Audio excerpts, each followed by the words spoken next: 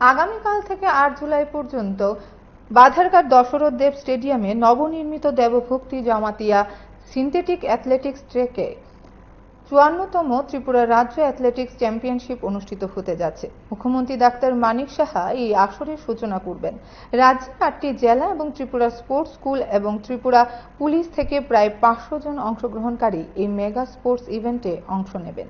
আসন্ন রাজ্য অ্যাথলেটিক্স চ্যাম্পিয়নশিপে ছেলে ও মেয়ে এবং পুরুষ ও মহিলা উভয় ক্ষেত্রে ৫টি ভিন্ন বয়সের বিভাগে প্রায় ১২০টি ইভেন্ট অনুষ্ঠিত হবে। শনিবার এই নিয়ে আগরতলা বাধারঘাট স্টেডিয়ামে সাংবাদিক সম্মেলনে মিলিত হন সংস্থার কর্মকর্তারা।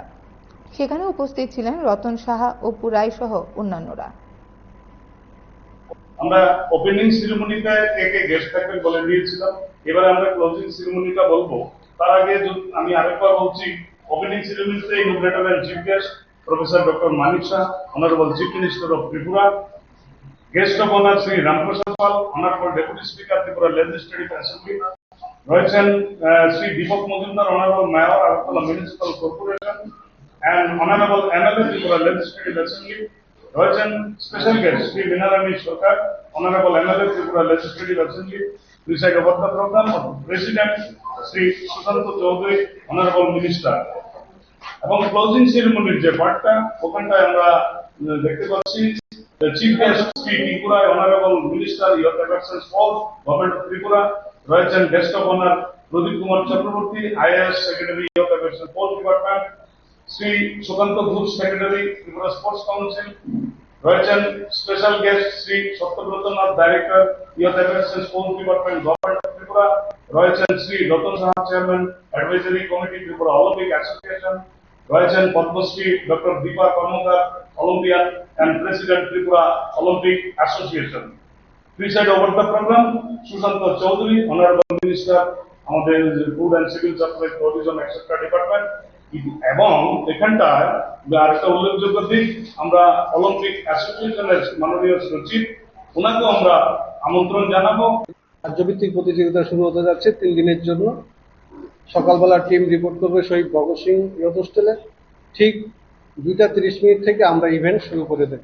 কারণ আমরা 3 দিনে আমাদের 120টা ইভেন্ট আমাদের সংগঠিত করতে হবে, অনুষ্ঠিত করতে হবে।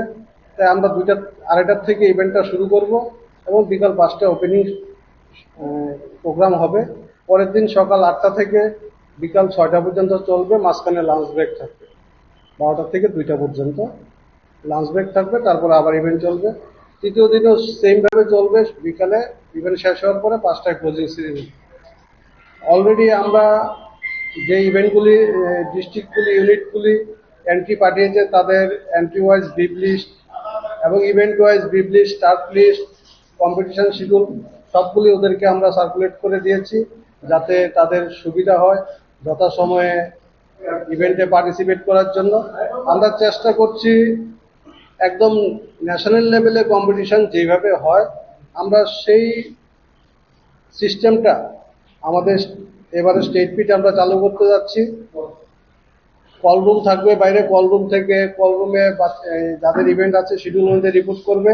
ওখান থেকে আমরা কল রুম থেকে অফিসিয়ালরা ওদেরকে যার ইভেন্টে নিয়ে আসবে এবং ইভেন্ট শেষ হওয়ার পরে তারা মাঠ থেকে বেরিয়ে যাবে। এইভাবে যে শিডিউল আপনাদেরকেও আমরা দিয়ে দেব, শিডিউল টাইমিং, এই শিডিউল টাইমিং অনুযায়ী পুরোটা ইভেন্ট চলবে। আর আমরা চেষ্টা করছি যাতে ত্রিপুরা রাজ্যের যে অ্যাথলিটরা তারা ন্যাশনালে গেলে যে জিনিসটা হঠাৎ করে ফেস করে, যে কল রুম তারা জানে না কোথায় কল রুম, কোথায় রিপোর্ট করবে, পুরো ব্যাপারটা ন্যাশনাল সিস্টেমের ব্যাপারটা আমরা এখানে স্টেট